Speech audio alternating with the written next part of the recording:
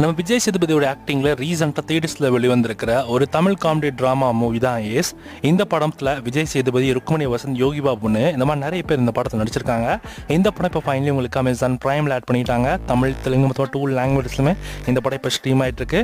Actually இந்த படம் வந்து நல்லா இருக்குது, சூப்பராக இருக்குது அப்படின்னு மட்டும் சொல்லாங்க. நான் ஒரு வாரத்துக்கு முன்னாடி இந்த படம் தேட்டரில் பார்த்தேன். அந்தளவுக்கு பெருசாக சொல்கிற மாதிரி இல்லை, ஆஹோ லெவலுக்கு ஒன்றுமே இல்லை. ஒரு சில இடத்துல காமெடி எலமெண்ட்ஸ் ஓகேவாக இருந்தாலும் ஸ்க்ரீன் பிளேயில் நிறைய இடத்துல போர் அடிக்கும்.